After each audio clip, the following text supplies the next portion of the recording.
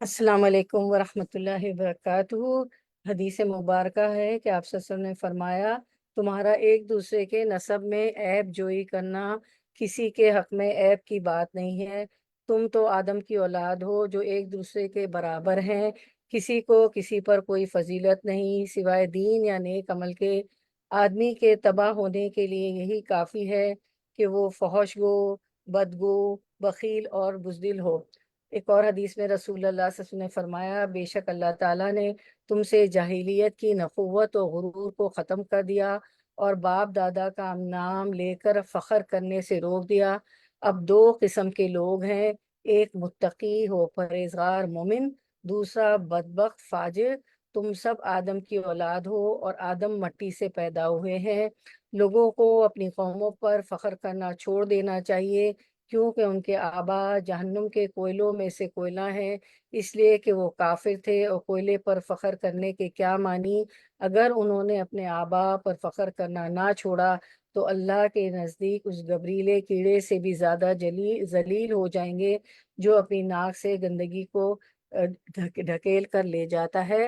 تو انشاءاللہ ہم شروع کرتے ہیں کتاب النکاح، انشاءاللہ باب الاقفاء فی الدین۔ ہماری حدیث نمبر 26 سے ہم شروع کریں گے انشاءاللہ۔ آیت 26 نمبر، حدیث نمبر 25 پہ ہم نے اینڈ کیا تھا انشاءاللہ، تو ہم شروع کرتے ہیں۔ نحمدہ ونصلی علی رسولہ الکریم، اما بعد فاعوذ باللہ من الشیطان الرجیم، بسم اللہ الرحمن الرحیم۔ ربی اشرح لی صدری ویسر لی امری واحلل عقدۃ من لسانی یفقہوا قولی۔ ربی زدنا علما، اللہم فقہنا فی الدین، اللہم انفعنا بما علمتنا وعلمنا ما ينفعنا وزدنا علما، آمین یا رب العالمین۔ تو ہم شروع کرتے ہیں کتاب النکاح، کتاب کے مسائل۔ باب الاکفاء فی الدین، دین میں کف ہونا، ایک جیسا ہونا۔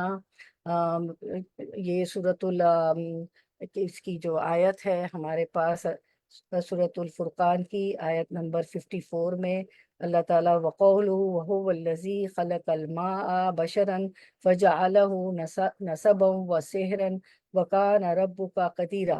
وہ جس نے پانی سے انسان کو پیدا کیا پھر اسے نسب والا اور سسرالی رشتوں والا کر دیا، بلا شبہ آپ کا پروردگار ہر چیز پر قادر ہے۔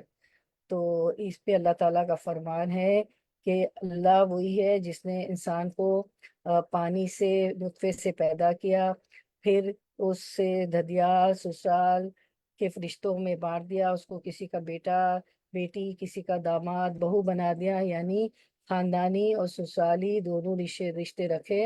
اور اے پیغمبر، آپ کا مالک بڑی قدرت والا ہے۔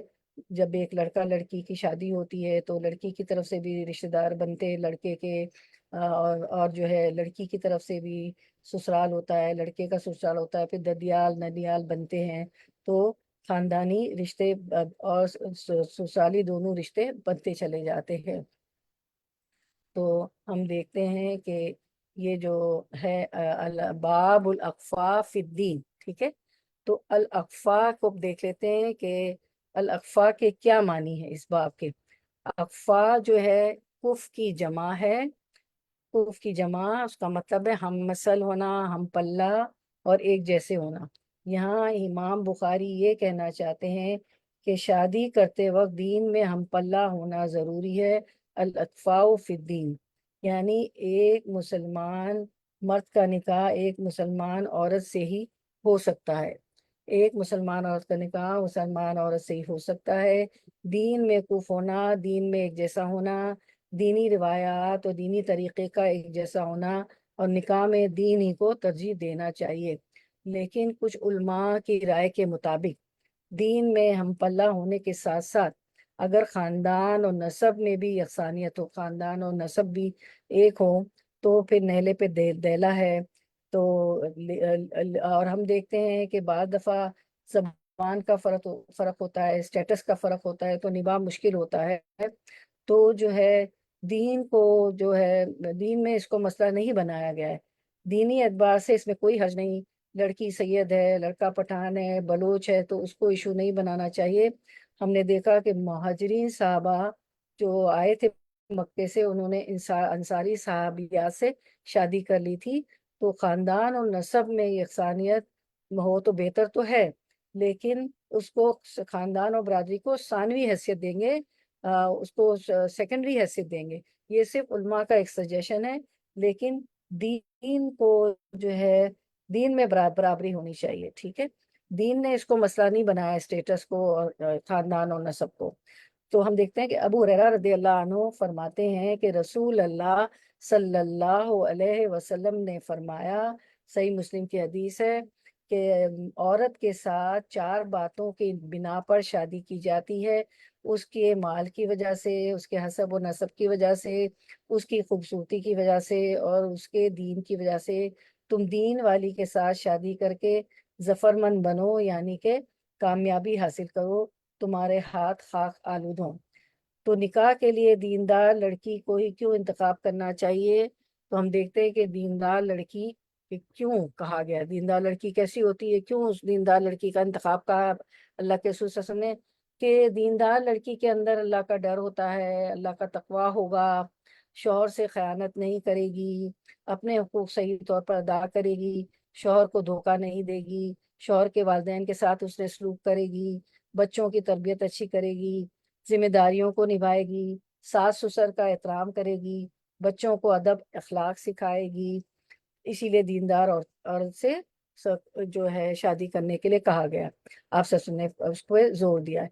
پھر ہم ایک اور روایت دیکھتے ہیں، حضرت عائشہ رضی اللہ عنہا روایت کرتی ہیں کہ رسول اللہ صلی اللہ علیہ وسلم نے فرمایا، اپنے نطفوں کے لیے اچھی عورتوں کا انتخاب کرو اور برابر کفو سے نکاح کرو اور انہیں نکاح میں دو۔ اپنی نطفوں کے لیے اچھی عورتوں کا انتخاب کرو، ہم پلہ عورتوں سے نکاح کرو اور ہم پلہ عورتوں کو نکاح میں دو۔ اس کا مطلب ہے الاقفاء فی الدین، جو کہ ہمارا آج کا باب ہے۔ تو اس حدیث کے مطابق کف کا معاملہ دین میں ایک جیسا ہونا ہے، دین کو نکاح کے لیے ترجیح دینا ہے۔ نکاح کے لیے خاندان ثانوی حیثیت رکھتا ہے، نسب ثانوی حیثیت رکھتا ہے، سیکنڈری حیثیت رکھتا ہے۔ تو جو دین کو چھوڑ کر صرف خاندان کو سامنے رکھتے ہیں، وہ بہت سی مشکلات میں پڑ سکتے ہیں، لیکن اگر خاندان کی جگہ دین کو اہمیت دیتے ہیں تو انشاءاللہ پھر دین کی وجہ سے رشتوں میں برکت اور کامیابی ہوگی۔ تو ہمارے لیے بھی عمل کا نقطہ یہ کہ بچوں کی شادی کو کامیاب بنانے کے لیے شادی کرتے ہوئے حسب نسب اور خاندان کی برابری کو بھی دیکھیں، لیکن ترجیح دین کو دیں، تاکہ رشتوں میں اور آنے والی نسلوں میں خیر و برکت ہو۔ اسی لیے آپ سب نے فرمایا نا کہ عورت سے دین کی بنا پر 4 چیزوں کی بنا پر کیا جاتا ہے، لیکن دین کو دیکھو۔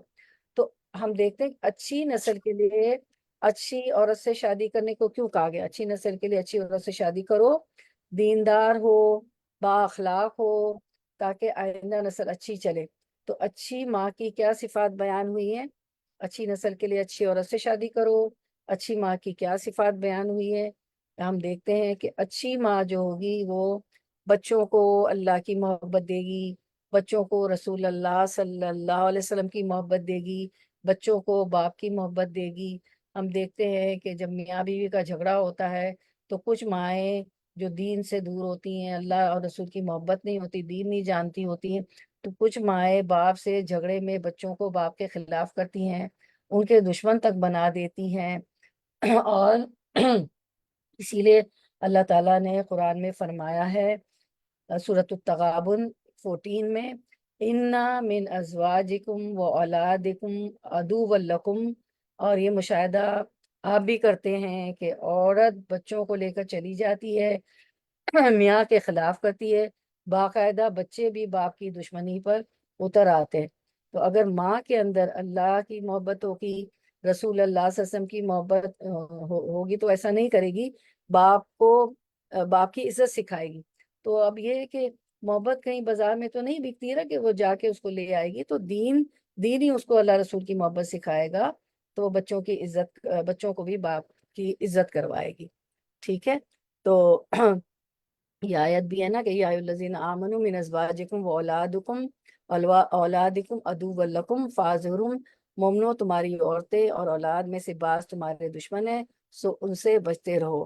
اور اگر معاف کر دو اور درگزر کرو اور بخش دو تو خدا بھی بخشنے والا مہربان ہے۔ تو یہ ایک ہمارا ٹیسٹ ہے، اولاد اور ازواج بھی امتحان ہے۔ تو پھر ہم حدیث دیکھ لیتے ہیں انشاءاللہ۔ حدیث نمبر 26 ہے ہماری آج کی۔ باب تو ہم نے دیکھ لیا اخفاف الدین، اب حدیث دیکھتے ہیں۔ حدثنا ابو الیمانی اخبرنا شعیب عن الزہری قال اخبرنی عروۃ بن زبیری عن عائشہ رضی اللہ عنہا۔ ہم سے ابو الیمان نے بیان کیا، کہا ہم کو شعیب نے خبر دی، ان سے زہری نے، انہوں نے عروہ بن زبیر نے خبر دی کہ انہیں عائشہ رضی اللہ عنہا نے کہا، کیا کہا؟ ان عائشہ رضی اللہ عنہا ان ابا حذیفہ ابن عتبہ ابن ربیعہ ابن عبد شمسی وکان ممن شہد بدرا مع النبی صلی اللہ علیہ وسلم۔ تو عائشہ رضی اللہ عنہا روایت کرتی ہے کہ ابو حذیفہ بن عتبہ بن ربیعہ بن عبد شمس موشم نے، جو ان صحابہ میں سے تھے جنہوں نے نبی کریم صلی اللہ علیہ وسلم کے ساتھ غزوہ بدر میں شرکت کی تھی، انہوں نے کیا کیا؟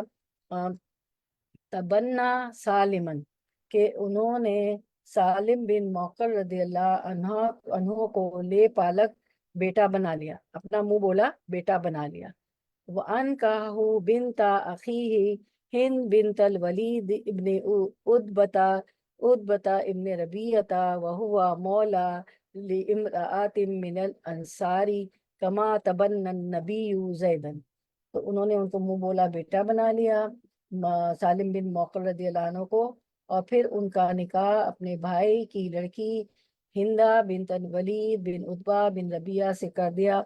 پہلے سالم رضی اللہ عنہ ایک انصاری خاتون شبیہ بن یار کے آزاد کردہ غلام تھے، لیکن حذیفہ رضی اللہ عنہ نے ان کو اپنا منہ بولا بیٹا بنایا تھا، جیسے کہ نبی صلی اللہ علیہ وسلم نے زید بن حارث کو، جو آپ ہی کے آزاد کردہ غلام تھے، اپنا لے پالک بیٹا بنا لیا تھا۔ آپ کو پتا ہے نا کہ آپ صلی اللہ علیہ وسلم نے جو ہے ان کو اپنا زید بن حارثہ کو اپنا منہ بولا بیٹا بنا لیا تھا، کما تبنن نبی زید۔ تو ہم دیکھتے ہیں کہ عتبہ بن ربیعہ بن عبد شمس جو تھے، ابو حذیفہ جو تھے، ابو حذیفہ بن عتبہ بن ربیعہ بن عبد شمس کے بیٹے تھے۔ یہ مسلمان ہو گئے تھے اور بدر کی جنگ میں شریک ہوئے تھے، اور ان حذیفہ نے سالم بن موقل کو اپنا بیٹا بنا لیا تھا۔ اور سالم جو تھے، ابو حذیفہ نے سالم کو بیٹا بنایا تھا، اور یہ چونکہ ایک انصاری عورت کے غلام تھے، لیکن حذیفہ رضی اللہ عنہ نے اپنے بھائی کی بیٹی ہند بنت الولید بن عتبہ بن ربیعہ رضی اللہ تعالی عنہا سے ان کی سالم کی شادی کر دی تھی، جو کہ قریش کے بڑے بڑے سردار کی بیٹی تھی۔ تو یہ اپنے منہ بولے بیٹے کی شادی ہند بنت الولید بن عتبہ بن ربیعہ سے کر دی تھی۔ اور سالم مولا ابی حذیفہ رضی اللہ عنہ کی خوبی تو آپ سب لوگوں کو معلوم ہے۔ سالم مولا ابی حذیفہ رضی اللہ عنہ کی خوبی کیا تھی کہ رسول اللہ صلی اللہ علیہ وسلم نے فرمایا کہ 4 اشخاص سے قرآن سیکھو، ان میں سے ابو حذیفہ کے مولا سالم رضی اللہ عنہ تھے۔ عبداللہ بن مسعود رضی اللہ عنہ سے قرآن سیکھو، ابو حذیفہ کے مولا سالم رضی اللہ عنہ سے قرآن سیکھو، سالم مولا ابی حذیفہ رضی اللہ عنہ، ابن ابی بن کعب رضی اللہ عنہ سے قرآن سیکھو، معاذ بن جبل رضی اللہ عنہ سے قرآن سیکھو۔ اس میں سے یہ سالم بھی تھے، ابو حذیفہ کے مولا سالم رضی اللہ عنہ۔ یعنی ان کا قرآن اتنا اچھا تھا کہ اللہ کے رسول صلی اللہ علیہ وسلم نے فرمایا تھا کہ ان چاروں میں سے چاروں سے قرآن سیکھو، ان میں سے ایک جن کے متعلق ہم پڑھ رہے ہیں سالم رضی اللہ عنہ، ان سے بھی قرآن سیکھنے کو اللہ کے رسول صلی اللہ علیہ وسلم نے فرمایا تھا۔ اتنا اعجاز تھا ان کا، قرآن اتنا اچھا تھا۔ اچھا، اب آگے حدیث دیکھتے ہیں ہم۔ تو پھر کیا ہوا کہ آپ کو معلوم ہے کہ وہ منہ بولا بیٹا جب بنا لیتے تھے تو کیا ہوتا تھا کہ وَكَانَ مَنْ تَبَنَّى رَجُلًا فِي جَاهِلِيَّةِ دَعَاهُ النَّاسُ إِلَيْهِ۔ تو کیا ہوتا تھا کہ جاہلیت کے زمانے میں یہ دستور تھا کہ اگر کوئی شخص کسی کو لے پالک بیٹا بنا لیتا، اسے اپنا منہ بولا بیٹا بنا لیتا، تو لوگ اسے اسی کی طرف نسبت کر کے پکارا کرتے تھے۔ اب اس کے باپ کا نام نہیں لیتے تھے، جس کے بطن سے، جس باپ کے وہاں وہ پیدا ہوا، اس کا نام نہیں لیتے تھے، بلکہ جو منہ بولا بیٹا بنا لیتا تھا، وہ اس کو پال لیتا تھا، جو آدمی کسی بچے کو پال لیتا تھا تو اس کا نام لگا دیا جاتا، اس نام سے اس کو باپ کا نام دیا جاتا، اس کے نام سے پکارا جاتا تھا، ٹھیک ہے۔ پھر آگے یہ بھی آتا ہے حدیث میں، ہم دیکھ رہے ہیں وَوَرِثَ مِن مِيرَاثِهِ، اور پھر اس کی میراث میں بھی حصہ پاتا، منہ بولا بیٹے کو وہ نام بھی دیا جاتا جو پالنے والے کا، اور اس کو جائیداد میں بھی حصہ دیا جاتا۔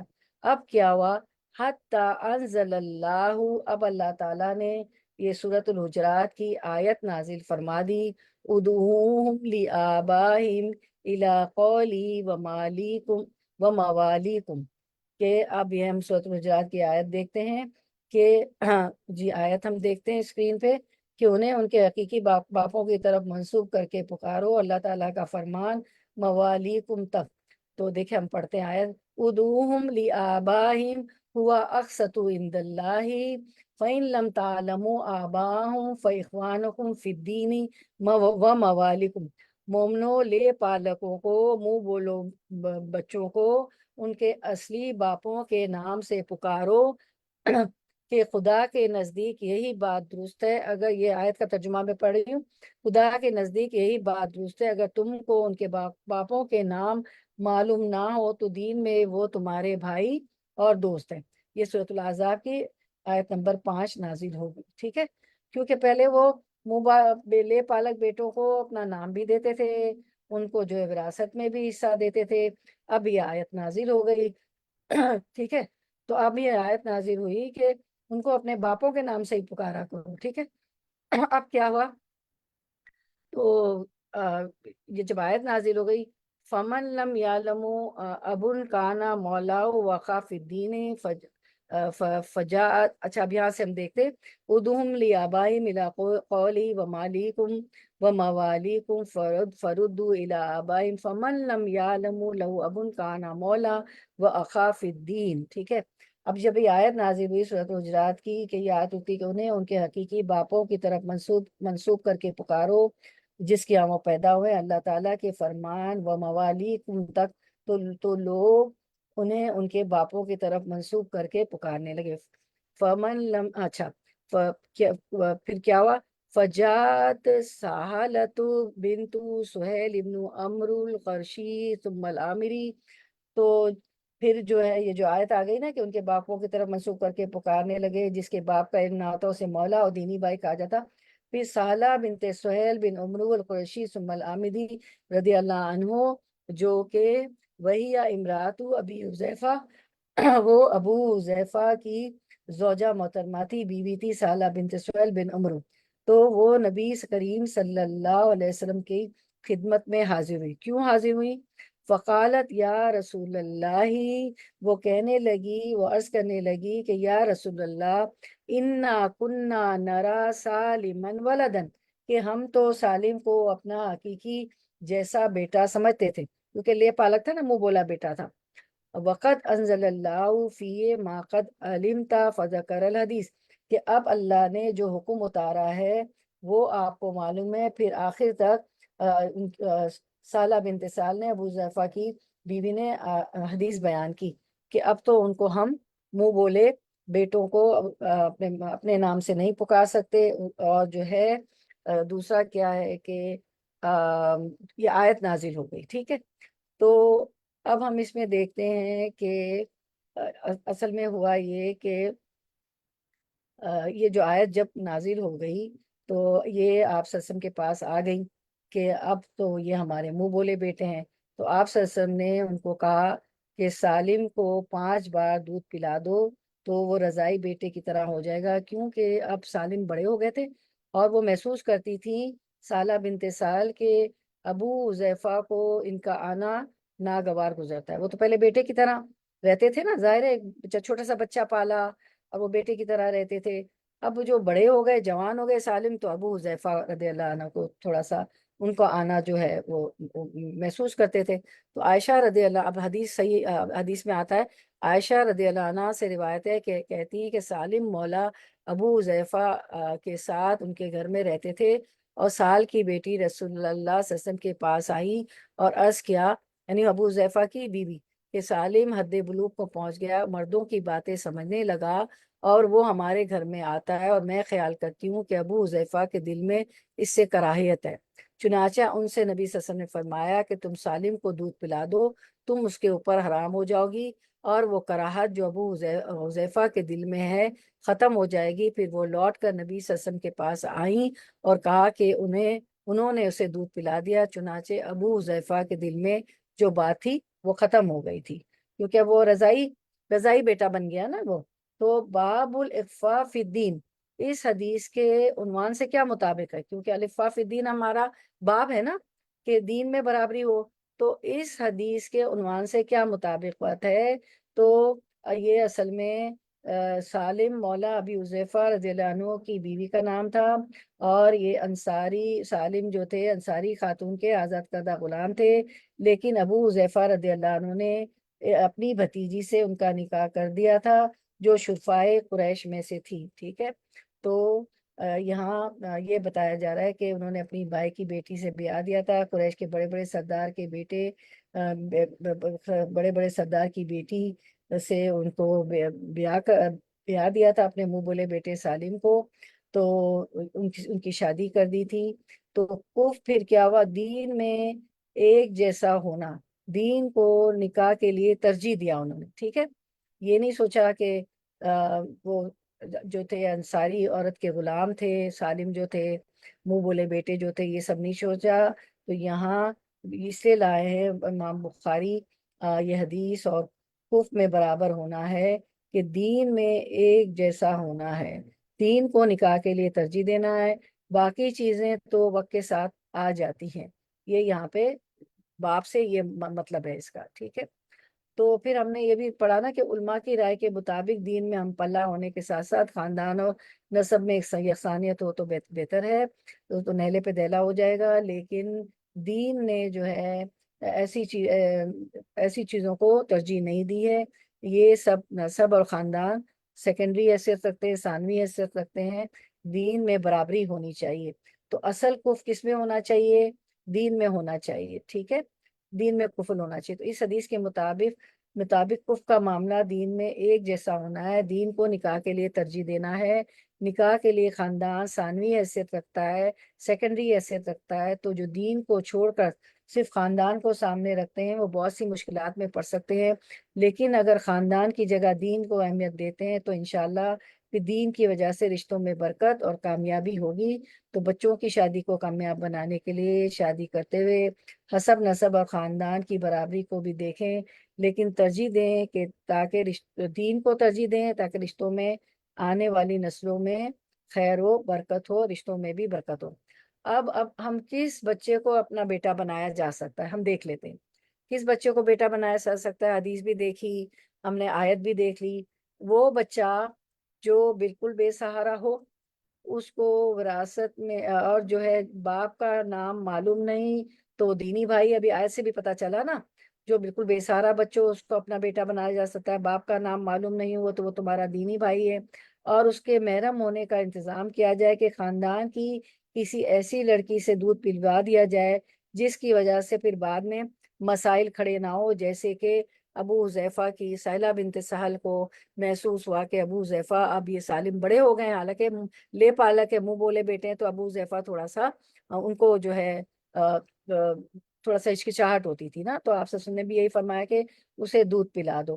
تو اب ہم دیکھ لیتے ہیں کہ سورۃ الاحزاب کی آیت جب 5 نازل ہوئی تو سہلہ بنت سہل کے مسئلے کا نبی کریم صلی اللہ علیہ وسلم نے کیا حل نکالا، یہ ہم دیکھتے ہیں نا، رضاعت کا معاملہ ہم دیکھ لیتے ہیں، ٹھیک ہے۔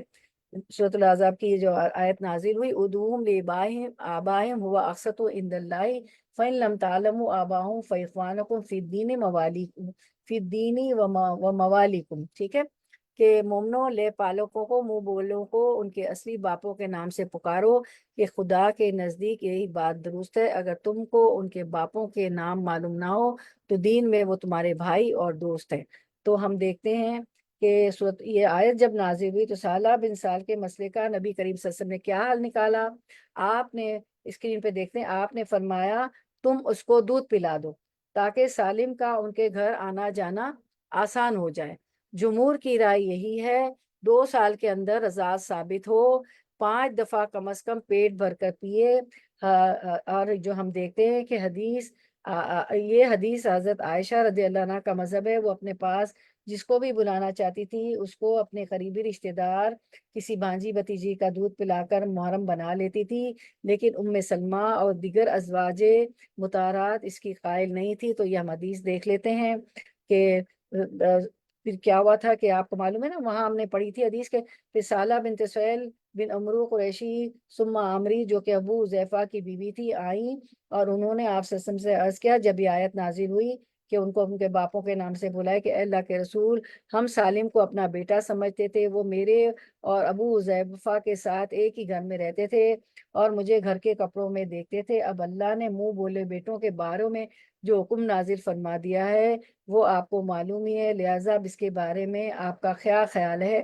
تو نبی کریم صلی اللہ علیہ وسلم نے ان سے فرمایا انہیں دودھ پلا دو، چنانچہ انہوں نے انہیں 5 گھونٹ دودھ پلا دیا اور وہ ان کے رضائی بیٹے ہو گئے۔ اسی کے پیش نظر ام المومنین حضرت عائشہ رضی اللہ عنہا اپنی بھانجیوں اور بھتیجیوں کو حکم دیتی کہ وہ اس شخص کو 5 گھونٹ دودھ پلا دیں جسے دیکھنا یا اس کے سامنے آنا چاہتی ہو، اگرچہ وہ بڑی عمر کا آدمی ہی کیوں نہ ہو، کیونکہ وہ تو تعلیم بھی دیتی تھی نا، پڑھاتی بھی تھی عائشہ رضی اللہ عنہا، پھر وہ ان کے پاس آتا تھا۔ لیکن ام المومنین ام سلمہ رضی اللہ عنہا اور دیگر ازواج مطہرات نے اس قسم کی رضاعت کا انکار کیا جب تک کہ دودھ پلانا بچپن میں نہ ہو، اور انہوں نے ام المومنین عائشہ رضی اللہ عنہا سے کہا کہ اللہ کی قسم ہمیں یہ معلوم نہیں، شاید یہ رسول اللہ صلی اللہ علیہ وسلم کی طرف سے صرف سالم کے لیے رخصت رہی ہو، نہ کہ دیگر لوگوں کے لیے۔ لیکن حضرت عائشہ رضی اللہ عنہا کا یہ مذہب تھا کہ وہ جس کو بلانا چاہتی تھی اس کو اپنے قریبی رشتہ دار بھانجی بتیجی کا دودھ پلا کر محرم بنا لیتی تھی، ٹھیک ہے، لیکن دیگر ازواج مطہرات اس کی قائل نہیں تھی۔ چلے اپنا اپنا اجتہاد ہے وہ تو ٹھیک ہے، لیکن ہمارے پاس ساری حدیثیں آ گئی الحمدللہ۔ اب ہم دیکھتے ہیں کہ ایک بہت لڑکیوں کو شوق ہوتا ہے کہ ہم اپنے شوہر کا نام اپنے نام کے ساتھ لگائیں کہ نہیں، حالانکہ ترجیح تو اسی بات پہ دینی چاہیے کہ شہناز انیس نہیں ہونا چاہیے، شہناز ابو بکر ہونا چاہیے۔ عائشہ رضی اللہ عنہا جو تھی عائشہ بنت ابو بکر تھی، عائشہ محمد نہیں تھی۔ تو ہم دیکھتے ہیں لڑکی اپنے نام کے ساتھ شوہر کا نام لگا سکتی ہے۔ ایک اور کیونکہ ہم دیکھتے ہیں کہ امرات فرعون، لڑکی اپنے نام کے ساتھ شوہر کا نام لگا سکتی ہے، جی ہاں بالکل لگا سکتی ہے، کیونکہ قرآن میں ہم دیکھتے ہیں امرات فرعون، فرعون کی عورت، فرعون کی بیوی امرات لوط کی عورت علیہ السلام، لوط علیہ السلام کی بیوی امرات نوح، امرات عمران، یہ سب عارضی نسبتیں ہیں۔ شوہر کا نام لگانا مستقل نسبتیں باپ کے ساتھ ہوتی لیکن یہ عارضی نسبتیں، تو یہاں اپنے نام کے ساتھ بالکل جو ہے شوق سے لگائیں۔ لڑکیوں کو بڑا شوق ہوتا ہے کہ شوہر کا نام لگے، تو یہاں پہ منع نہیں کیا گیا۔ یہاں جس چیز سے منع کیا گیا ہے وہ باپ کا نام بدلنا ہے، ٹھیک ہے۔ کیا کہا تھا کہ لے پالک بچوں کا باپ کا نام نہیں بدلیں گے، چاہے پال لیا ہو چاہے منہ بولا بنا لیا ہو، لیکن جہاں وہ جس باپ کے بچے اسی باپ کا نام ہوا، تو یہاں باپ کا نام بدلنے سے منع کیا گیا ہے۔ اپنے باپ کو باپ ہی کہنا ہے، باپ کا نام بدلنے کی ممانعت ہے، ٹھیک ہے، لیکن شوہروں کی طرف منسوب کرنے میں کوئی فرق نہیں پڑتا ہے۔ اپنے باپ کی جگہ کسی اور کو باپ کہنا اس کے لیے ممانعت ہے، اور لیکن شوہر کی طرف یہ عارضی نسبتیں آپ منسوب کر سکتی ہیں اپنے آپ کو، ٹھیک ہے، جیسے کہ امرات فرعون، امرات لوط، امرات نوح، امرات عمران، یہ سب عارضی نسبتیں ہیں۔ اور بعض دفعہ شادی ہوتی ہے تو کہیں کہیں ویزا کے لیے بھی آپ کو نیم، کسی دوسرے ملک میں شوہر ہوتے ہیں تو کہیں کہیں یہ ہے کہ وہ نیم چینج کرنا پڑتا ہے، اور نیچے لکھا جاتا ہے کہ نام جو ہے مسز فلاں، اور نیچے پھر باپ کا نام ہوتا ہے کہ بنت فلاں، فلاں کی بیٹی، اور اس کے لیے ہوتا ہے ویزا کے معاملے میں بھی، ٹھیک ہے۔ تو شوق سے چینج کریں، شوق سے لڑکیاں، اور ہم شوہر کا نام لگا سکتے ہیں۔ یہاں جو منع کیا گیا وہ باپ کا نام بدلنے کو منع کیا گیا کہ باپ کے نام سے وہ پکارے جائیں گے، ٹھیک ہے نا، ٹھیک ہے، باپ کے نام کی ممانعت آئی۔ اچھا اب ہم اگلی حدیث دیکھ لیتے ہیں۔ اگلی حدیث پڑھتے ہیں انشاءاللہ. حدثنا حدثنا عبید بن اسماعیل حدثنا ابو اسامۃ عن ہاشم عن ابی عن عائشہ رضی اللہ عنہ قالت، ہم سے عبید بن اسماعیل نے بیان کیا، حدیث 27 سے کہا ہم سے ابو اسامہ نے بیان کیا، ان سے شام بن عروہ نے، ان سے ان کے والد نے، ان سے حضرت عائشہ رضی اللہ عنہ نے بیان کیا کہ عائشہ رضی اللہ عنہ بیان کرتی ہیں، قالت بیان کرتی ہے، دخل رسول اللہ صلی اللہ علیہ وسلم کہ رسول اللہ صلی اللہ علیہ وسلم داخل ہوئے، اللہ دباء بنت زبیری، کہاں داخل ہوئے؟ دباء بنت زبیر رضی اللہ عنہما کے پاس گئے. یہ زبیر عبد المطلب کے بیٹے تھے، آز سسم کے چچا تھے، اور زباء جو ہے بنت زبیر تھی. تو زباء رضی اللہ عنہ کے پاس داخل ہوئے. فقال لہا، لہو اس لیے نہیں کہا گیا کہ وہ مذکر نہیں مؤنث ہے نا، وہ عورت ہے دباء. تو فقال لہا تو ان سے آپ سب نے فرمایا، لعلکی اردت الحج، شاید تمہارا ارادہ حج کا ہے. قالت، دیکھیں قالت سے بھی پتہ چلتا ہے کہ وہ عورت ہے. قالت، انہوں نے عرض کیا، واللہ لا اجدونی الا وجیعۃ، تو انہوں نے کہا کہ اللہ کی قسم میں تو اپنے آپ کو بیمار پاتی ہوں. ٹھیک ہے، بیمار پاتی ہوں. وجیع، وجان کہتے ہیں درد کو، تو جب بیمار ہوتا ہے تو کہیں درد بھی ہوتا ہے نا، تو میں اپنے آپ کو بیمار پاتی ہوں. فقال لہا، تو حضرت صلی اللہ علیہ وسلم نے ان سے فرمایا کہ حجی وشتریتی، حجی وشتریتی، کہ پھر حج کا احرام باندھ لے، البتہ شرط لگا لینا. اب وہ کیا شرط لگا لینا ہے حج کا احرام باندھ کے؟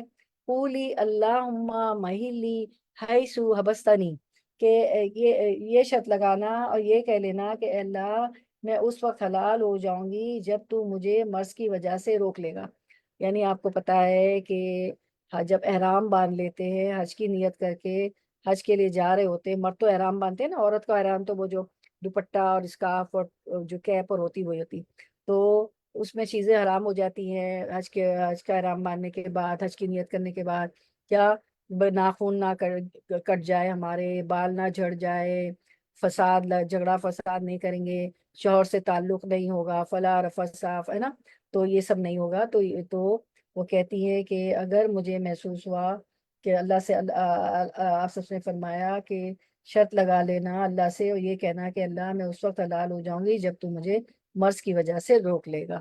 وکانت تحت المقداد ابن الاسودی، اور یہ جو زبا بنت زبیر قریشی رضی اللہ عنہ مقداد بن اسود رضی اللہ عنہ کے نکاح میں تھی. اچھا، اب امام بخاری یہاں یہ حدیث کیوں لائے؟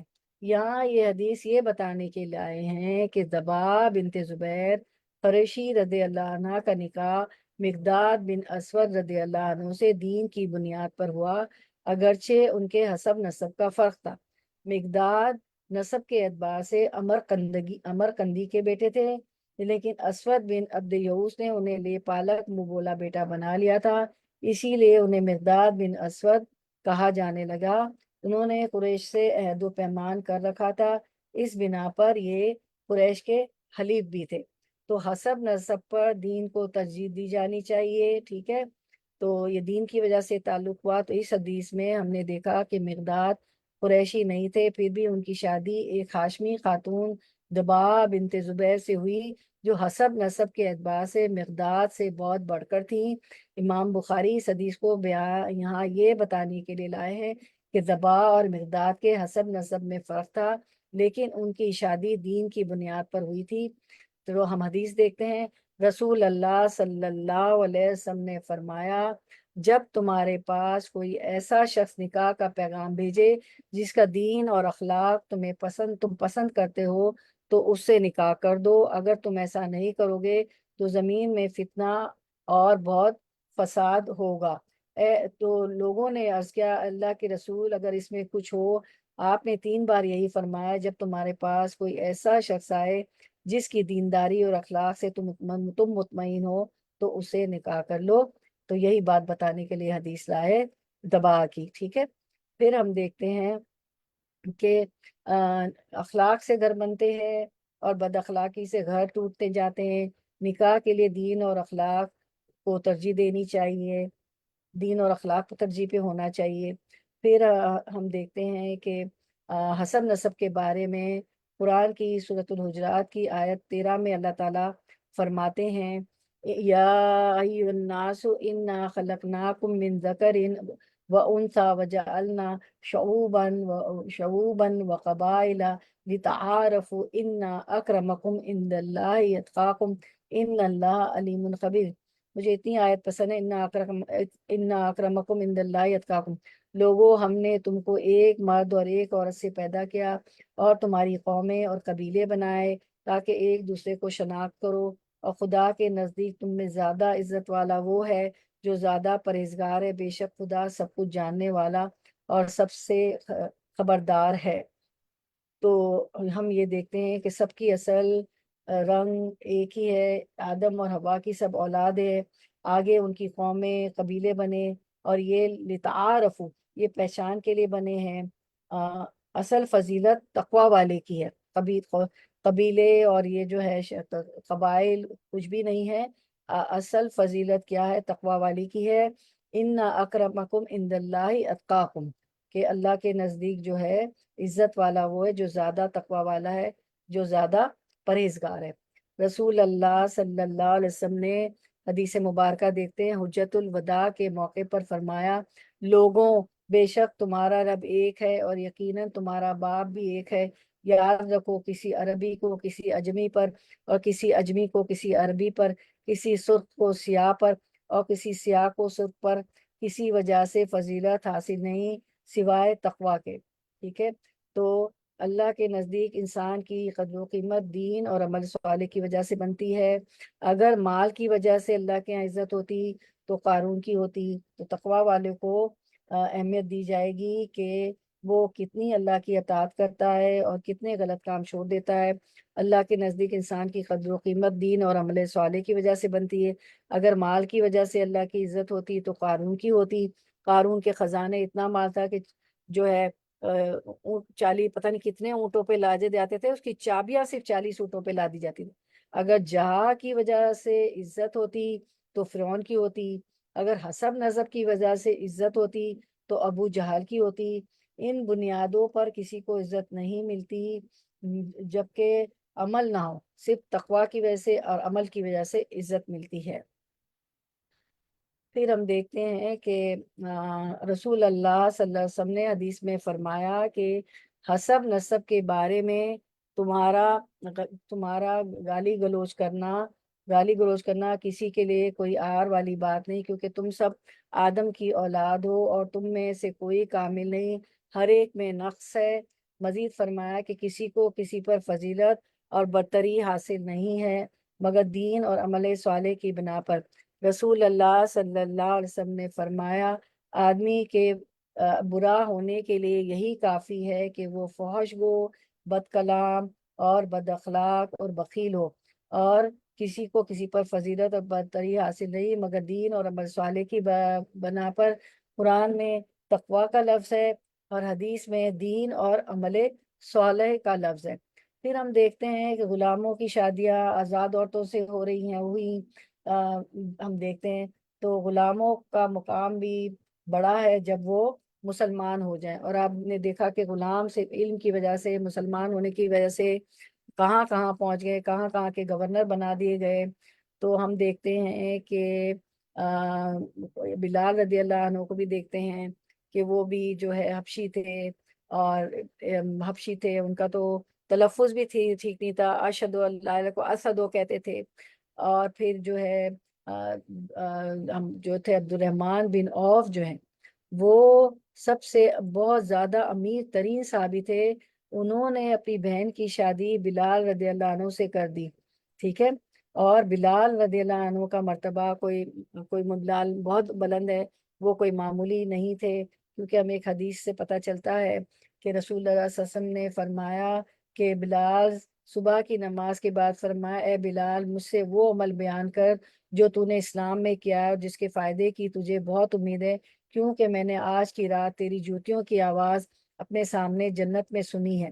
سیدنا بلال رضی اللہ عنہ نے کہا کہ میں نے اسلام میں کوئی عمل ایسا نہیں کیا جس کی نفع کی امید بہت ہو، سوائے اس کے کہ رات یا دن میں کسی بھی وقت جب پورا وضو کرتا تو اس وضو سے نماز پڑھتا جتنی کہ اللہ تعالیٰ نے میری قسمت میں لکھی ہوئی ہے۔ تو اتنا بڑا مرتبہ کہ بلال رضی اللہ عنہ کی آپ سسم فرماتے ہیں کہ وہ عمل بیان کر جو تو نے اسلام میں کیا ہے، کیونکہ آج رات تیری جوتیوں کی آواز اپنے سامنے جنت میں سنی۔ تو بلال رضی اللہ عنہ کو اتنا بڑا مقام ہے، آپ دیکھیں، کیونکہ غلام ہے، حبشی ہیں، لیکن کتنا بڑا مقام ہے، کوئی معمولی بات نہیں ہے نبی۔ اور پھر ایک اور حدیث مبارکہ ہے، نبی صلی اللہ علیہ وسلم نے فرمایا تمہارے غلام تمہارے بھائی ہیں، اگرچہ اللہ نے ان کو تمہارے ماتحت رکھا ہے، اللہ نے تمہارے ماتحت کیا، اس سے جو تم کھاتے ہو انہیں بھی کھلاؤ، جو تم پہنتے ہو انہیں بھی پہناؤ، اور انہیں ایسے کام کی تکلیف نہ دو جو ان کی قوت و طاقت سے باہر ہو، اور اگر کبھی ایسا کام ان پر ڈالو تو تم بھی اس میں شریک رہ کر ان کی مدد کرو۔ تو نوکروں پہ بوجھ ہوتا ہے تو ہمیں ان کی مدد کرنی چاہیے، یہ نہیں کہنا چاہیے کہ میں تو اس کو پیسے دے رہی ہوں، اجرت پہ رکھا ہوا ہے تو میں اس سے کام لیے جاؤں۔ دیکھیں کتنی اہمیت ہے غلاموں کی بھی۔ اور پھر ایک اور حدیث میں اب دیکھتے ہیں کہ رسول اللہ صلی اللہ علیہ وسلم نے فرمایا میری امت میں جاہلیت کے کاموں میں سے 4 باتیں موجود ہیں، وہ ان کو ترک نہیں کریں گے۔ احساب باپ دادا کے اصلی یا مجموعہ کارناموں پر فخر کرنا، دوسروں کے نسب پر طعن کرنا، ستاروں کے ذریعے سے بارش مانگنا، اور نوحہ کرنا۔ اور فرمایا نوحہ کرنے والی جب اپنی موت سے پہلے توبہ نہ کرے تو قیامت کے دن اس کو اس حالت میں اٹھایا جائے گا کہ اس کے بدن پر تارکول کا لباس اور خارش کی قمیص ہوگی۔ پھر ایک اور حدیث ہے، رسول اللہ صلی اللہ علیہ وسلم نے فرمایا بے شک اللہ تعالیٰ نے تم سے جاہلیت کی نخوت اور غرور کو ختم کر دیا اور باپ دادا کے نام لے کر فخر کرنے سے روک دیا۔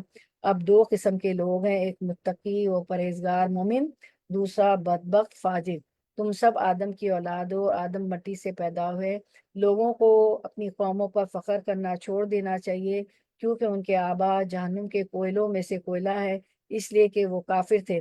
اور کوئلے پر فخر کرنے کے کیا معنی ہے؟ اگر انہوں نے اپنے آبا پر فخر کرنا نہ چھوڑا تو اللہ کے نزدیک اس کبریلے کیڑے سے بھی زیادہ ذلیل ہو جائیں گے جو اپنی ناک سے گندگی کو ڈھکیل کر لے جاتا ہے۔ تو فخر کیا ہے؟ بدتر الحق غمت الناس، ہے نا، حق کو جھٹلانا اور لوگوں کو حقیر سمجھنا۔ تو ہمیں شادی کرتے وقت یہ دیکھنا ضروری ہے کہ فریقین کا دین ایک ہو، مرد عورت دونوں کا دین ایک ہو، خاندانی اعتبار سے یکسانیت کا ہونا بھی اہم ہے، لیکن حسب نسب پر دین کو ترجیح دینا چاہیے، پریفریبل دین ہے۔ اخلاق سے گھر بنتے ہیں، بد اخلاقی سے گھر ٹوٹ جاتے ہیں، لہٰذا ہر معاملہ طے کرتے وقت خوش اخلاقی کا دامن ہاتھ سے نہیں چھوڑنا چاہیے۔ کسی بھی انسان کی قدر و قیمت کو تسلیم کرنا اس کے دین ایمان اخلاق کی وجہ سے ہونا چاہیے، نہ کہ کسی خاص نسب کی وجہ سے ہونا چاہیے۔ اور کون سی چیز اللہ سے قرب ہونے کا ذریعہ بنتی ہے؟ اللہ سے قریب ہونے کے لیے فرض نماز کے علاوہ نوافل کی بھی مجھے اور آپ کو کثرت کرنا چاہیے۔ اشراق ہے، چاشت ہے، دعا ہے، تہجد ہے۔ اللہ کے نزدیک سب سے زیادہ عزت والا وہ ہے جو سب سے زیادہ تقوی والا ہے۔ اور پھر یہ ہے کہ سب نسب پر فخر نہیں کرنا، نسب پر طعن نہیں کرنا، ستاروں کے ذریعے بارش طلب نہیں کرنا، نوحہ نہیں کرنا۔ اللہ کے نزدیک سب سے زیادہ عزت والا وہ ہے جو سب سے زیادہ تقوی والا ہے۔ تقوی والا وہ ہوتا ہے جو اللہ اور اس کے رسول کی اطاعت کرے اور نافرمانیوں سے بچے۔ شادی کرتے وقت یہ دیکھنا ضروری ہے کہ فریقین کا دین ایک ہو۔ انسان کی قدر و قیمت اس کے دین ایمان اور اخلاق کی وجہ سے ہونی چاہیے، نہ کہ کسی خاص نسب کی وجہ سے ہونا چاہیے۔ نکاح کا پیغام بھیجنے والے کو کون سی 2 صفات دیکھ کر نکاح کرنا چاہیے؟ دین اور اخلاق۔ اللہ کے ہاں انسان کی قدر و منزلت دین اور عمل صالح کی بنا پر ہے، اللہ کے اصل فضیلت تقوی والے کی ہے۔ یہ ساری چیزیں ہم نے سیکھی۔ اب ہم دیکھ لیتے ہیں حدیث نمبر 28 انشاءاللہ۔ حدیث 28، حدثنا مسدد حدثنا یحییٰ عن عبید اللہ قال حدثنی سعید بن ابی سعید عن ابی ہریرہ رضی اللہ عنہ۔ ہم سے مسدد بن مسرحد نے بیان کیا، کہا ہم سے یحییٰ بن سعید قطان نے، ان سے عبید اللہ اموی نے، کہ مجھ سے سعید بن ابی سعید نے، ان سے ان کے والد نے، ان سے ابو ہریرہ رضی اللہ عنہ نے بیان کیا۔ تو اب کیا بیان کرتے ہیں ابو ہریرہ رضی اللہ عنہ؟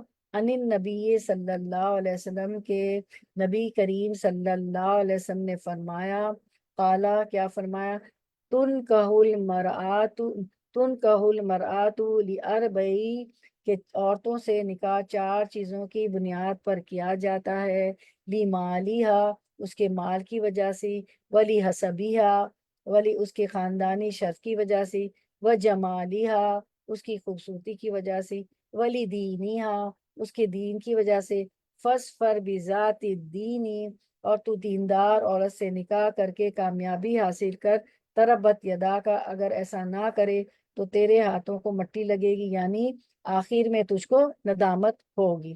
ٹھیک ہے، اب ہم تو کس چار عورتوں چار سبب کی وجہ سے شادی کرنا چاہیے، لیمالیہا ولی حسبیہا و جمالیہا ولی دینیہا۔ ٹھیک ہے، اس کا مال، اس کا حسب نسب، اس کا جمال، خوبصورتی، لیکن دین کو ترجیح دی جائے گی ان سب باتوں کو چھوڑ کر۔ نبی صلی اللہ علیہ وسلم نے حضرت زینب کا نکاح اپنے منہ بولے بیٹے اور اپنے غلام کے بیٹے زید بن حارثہ سے کر دیا تھا، معلوم ہے نا۔ پھر وہی بات دینداری کی ہے کہ دین پر کمپرومائز نہ کرو، اس حدیث میں یہی بتایا گیا۔ حدیث نمبر 29 دیکھ لیتے ہیں انشاءاللہ۔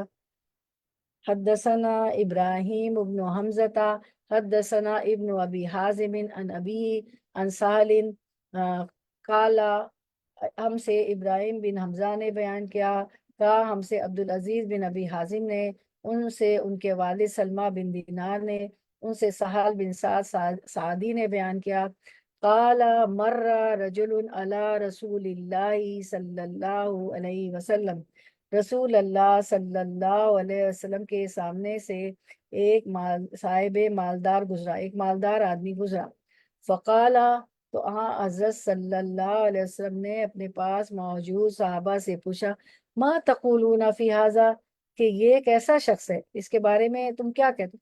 قالوا ہری ان خطبہ ان کا کہا، تو انہوں نے کہا کہ اس لائق ہے کہ اگر یہ نکاح کا پیغام بھیجے تو اس سے نکاح کیا جائے، وَإِن شَفَا أَن يُشَفَّعَ اگر کسی کی سفارش کرے تو اس کی سفارش قبول کی جائے، وَإِن قَالَ أَن يُسْتَمَعَ اگر کوئی بات کہے تو غور سے سنی جائے، قَالَ ثُمَّ سَكَتَ سہل نے بیان کیا کہ حضور اکرم صلی اللہ علیہ وسلم اس پر چپ ہو گئے، صحابہ کرام کا جواب سن کے چپ ہو گئے۔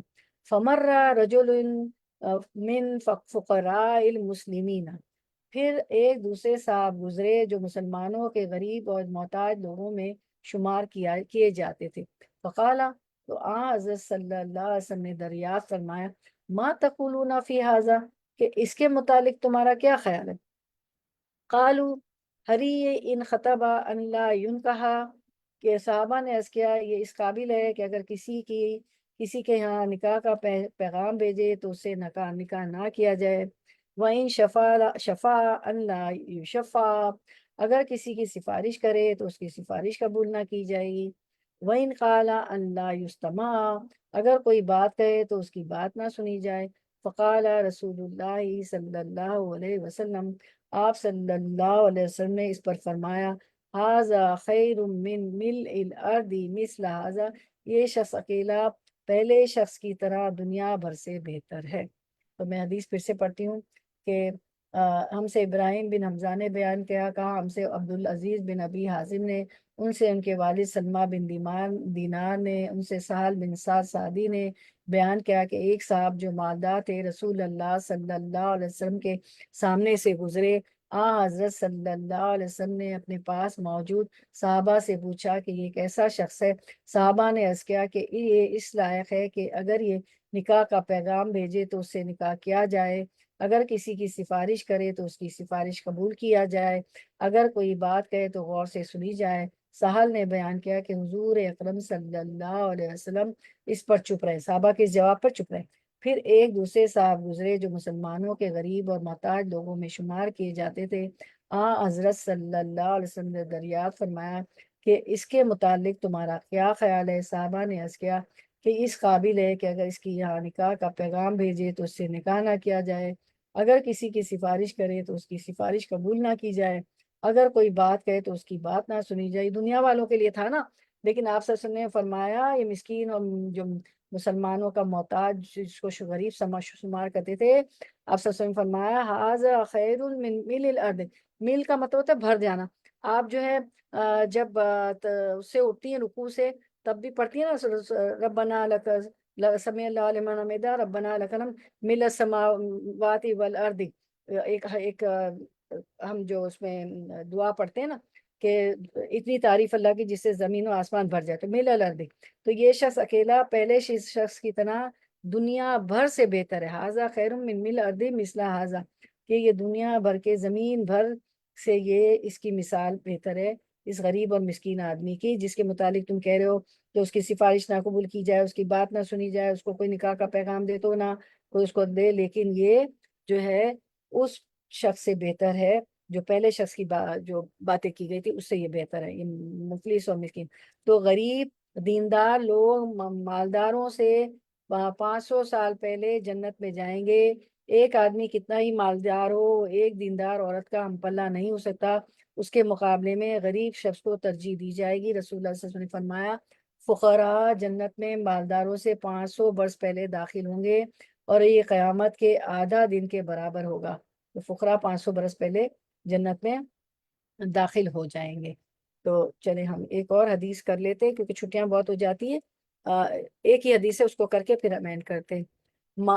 باب الاکفائی فی المال و تزویج المخل المسریتی، ٹھیک ہے، تو یہ حدیث ہم دیکھ لیتے ہیں انشاءاللہ۔ مال میں اکفا سے کیا مراد ہے؟ مال میں اکفا سے کیا مراد ہے ہم دیکھ لیتے ہیں۔ تو مال میں اکفا سے مراد دو باتیں ہیں کہ مفلس شخص، غریب آدمی مالدار یا امیر مالدار یا امیر عورت سے شادی کرنا، اور دوسرا یہ ہے کہ ہم پلہ ہونے میں مالداری کو ملحوظ رکھنا۔ تو کیا ایسا کرنا جائز ہے کہ ایک مفلس غریب آدمی جو ہے کسی مالدار عورت سے شادی کر سکتا ہے؟ تو اخفا فی المال، کف ہونے میں مالداری کو بھی ملحوظ رکھنا، یہ مراد ہے۔ تو ہم دیکھتے ہیں ایک مرد جو غریب ہے ایک ایسی لڑکی سے شادی کر لے جو بہت امیر خاندان سے تعلق رکھتی ہے، تو جب تنگ دست آدمی، غریب آدمی مال کی قلت کی وجہ سے یا مالداری بخل کی وجہ سے عورت کا حق مہر پورا ادا نہ کر سکے، تو پھر مالدار عورت سے نکاح کی اجازت نہیں۔ اس سے بہت سی خرابیاں پیدا ہوتی ہیں۔ اگر حق مہر پورا دے تو پھر نکاح کی اجازت ہے، خواہ عورت زیادہ مالدار ہو اور وہ غریب ہو، تو وہ کر سکتا ہے۔ تو ہم حدیث دیکھتے ہیں انشاءاللہ۔ حدیث نمبر ہماری ہے 30۔ حدثني يحيى بن بكير حدثنا الليث عن عقيل عن ابي شهاب قال اخبرني عروة انه سأل عائشة رضی اللہ عنہ وان خفتم ان لا تقسطوا في اليتامى، مجھ سے یحییٰ بن بکیر نے بیان کیا، کہا ہم سے لیث بن سعد نے، ان سے عقیل نے، ان سے ابن شہاب نے، انہیں عروہ بن زبیر نے خبر دی کہ انہوں نے عائشہ رضی اللہ عنہ سے آیت اگر تمہیں خوف ہو کہ یتیم لڑکیوں کے بارے میں تم انصاف نہیں کر سکو گے، سورۃ النساء کی اس آیت کے متعلق پوچھا۔ تو وہ آیت کیا ہے؟ میں آپ کے سامنے آیت پڑھتی ہوں۔ آیت جو ہے سورۃ النساء کی 3 ہے۔ وَإِنْ خِفْتُمْ أَلَّا تُقْسِطُوا فِي الْيَتَامَى فَانكِحُوا مَا طَابَ لَكُم مِّنَ النِّسَاءِ مَثْنَىٰ وَثُلَاثَ وَرُبَاعَ، ٹھیک ہے، اگر تمہیں ڈر ہو کہ یتیم لڑکیوں سے نکاح کر کے تم انصاف نہ کر سکو گے، تو ان عورتوں میں سے جو بھی تمہیں اچھی لگے تم ان سے نکاح کر لو، 2 3 3 4 4 سے۔ تو یہاں پر وَإِنْ خِفْتُمْ أَلَّا تُقْسِطُوا فِي الْيَتَامَى، ٹھیک ہے، تو اس میں یہاں 2 طرح کے ڈر ہیں۔ وہ کون سے ڈر ہے؟ وہ کون سے ڈر بتائے گئے ہیں کہ ایک تو ایک دوسرے کے حقوق پورا نہ کر سکنے کے قابل ہونے کی وجہ سے تو پھر ایسی جگہ پر نکاح نہیں کرنا چاہیے۔ دوسرا ڈر یہ کہ حق مہر ادا نہ کرنے کی وجہ سے نکاح نہیں کرنا چاہیے، ٹھیک ہے۔ تو ہم دیکھتے ہیں کہ تقسیطو کون سا انصاف ہے کہ ان کا حق مہر پورے کا پورا ادا نہیں کرو گے، یا جتنا ان کا حق مہر ہونا چاہیے اتنا نہیں دو گے، تو پھر ان سے نکاح نہیں کرو۔ اللہ تعالیٰ نے فرمایا کہ نہو ان کا ذالکا، حدیث میں ہے کہ نہو ان کا ذالکا، اس سے روک دے گئے اور کہا فن کہو من النساء ما طاب لکم مثنی و ثلاث و رباع و ان خفتم اللہ تعدلوا فواحدۃ، ٹھیک ہے، یہ اس میں بتایا گیا کہ وہ ان کے جمال اور مال سے متاثر ہو کر نکاح کرنا چاہتے ہیں، لیکن کیا کرتے ہیں کہ حق مہر نہیں دینا چاہتے، کیونکہ سر پر باپ نہیں ہوتا تو وہ حق مہر میں ڈنڈی مار دیتے ہیں یتیم لڑکیوں کے، ٹھیک ہے۔ تو ایک دوسرے کے حقوق پورا نہ کر سکنے کے قابل ہونے کی وجہ سے تو پھر ایسی جگہ نکاح نہیں کرنا چاہیے، حق مہر ادا نہ کرنے کی وجہ سے نکاح نہیں کرنا چاہیے، ایک دوسرے کے حقوق پورا نہ کرنے کی وجہ سے اور ارادہ نہ رکھنے کی وجہ سے پھر ایسی جگہ نکاح نہیں کرنا چاہیے، کیونکہ اللہ دیکھ رہا ہے لوگوں کی کوئی بھی وہ۔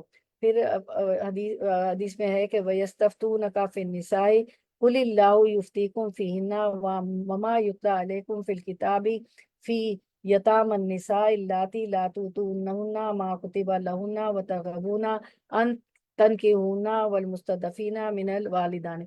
آپ عورتوں کے بارے میں حکم دریافت کرتے ہیں، آپ کہہ دیجئے خود اللہ کے بارے میں حکم، خود اللہ ان کے بارے میں حکم دے رہا ہے۔ قرآن کی وہ آیتیں جو تم پر یتیم لڑکیوں کے بارے میں پڑھی جاتے ہیں جنہیں ان کا مقرر حق نہیں دیتے، تو یہ دو آیتیں اس حدیث میں اللہ بتائی گئی ہیں۔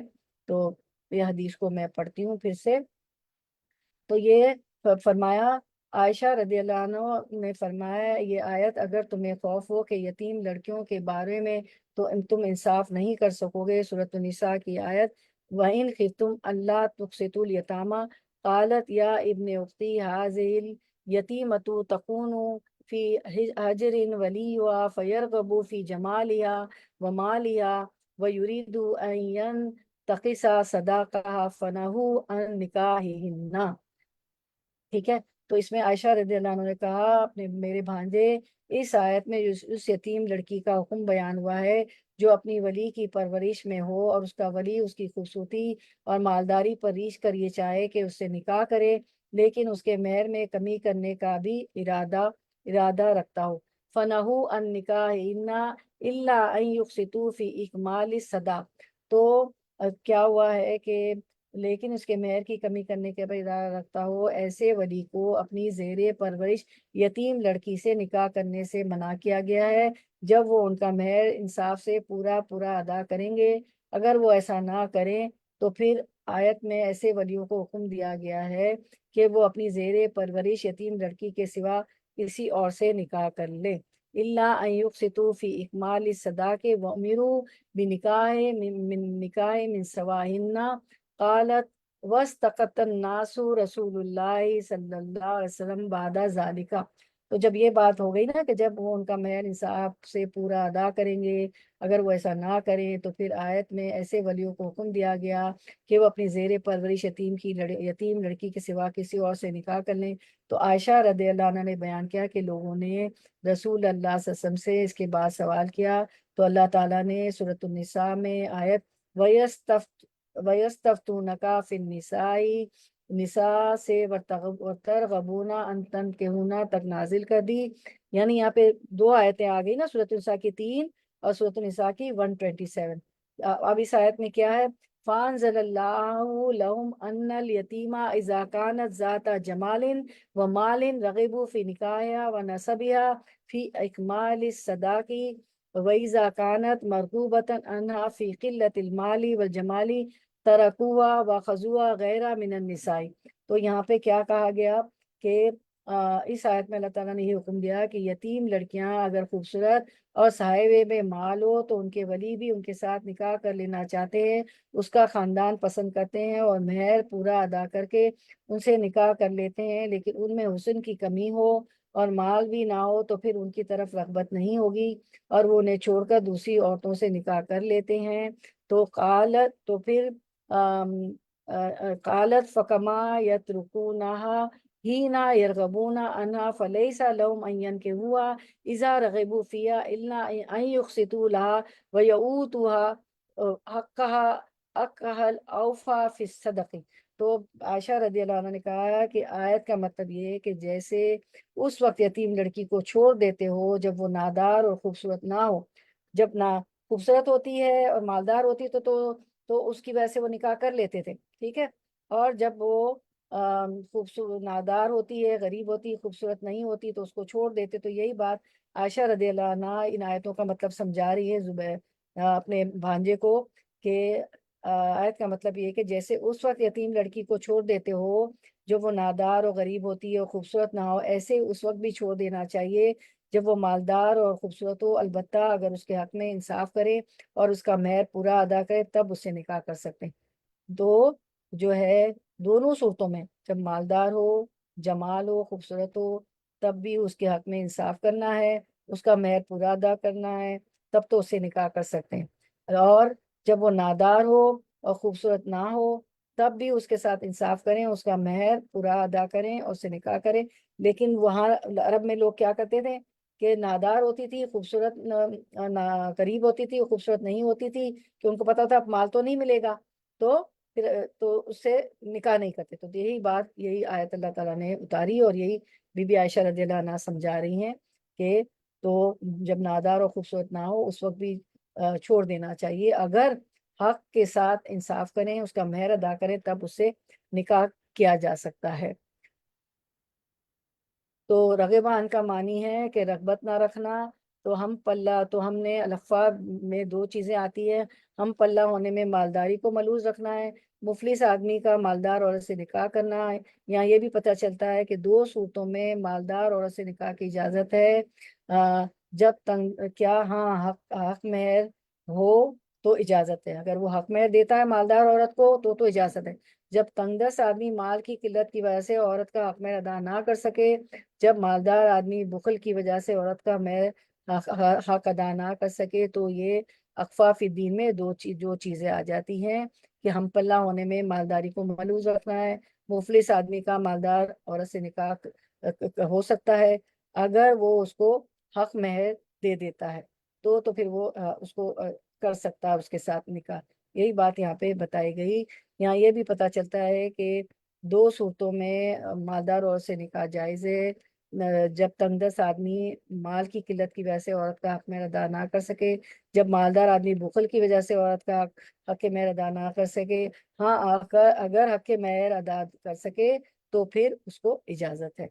تو ایک غریب مرد ایک مرد جو غریب ہے ایک ایسی لڑکی سے شادی کر لے جو بہت امیر خاندان سے تعلق رکھتی ہو، یا اس کے اپنے پاس بھی بہت کچھ مال و دولت ہے، تو کیا ایسا کرنا جائز ہے؟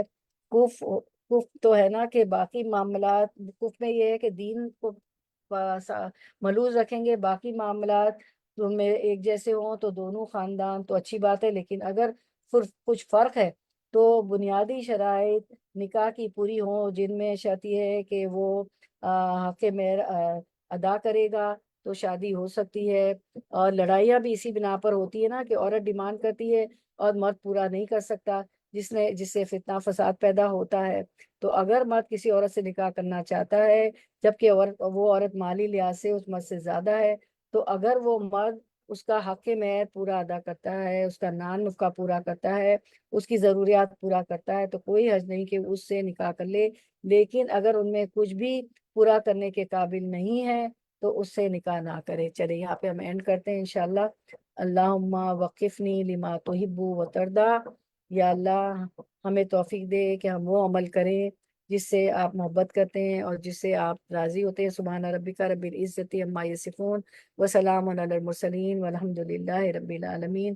ربنا تقبل منا انک انت السمیع العلیم وتب علینا انک انت التواب الرحیم، وآخر دعوانا ان الحمد للہ رب العالمین۔ سبحانک اللہم وبحمدک اشہد ان لا الہ الا انت استغفرک واتوب الیک۔ السلام علیکم ورحمۃ اللہ وبرکاتہ۔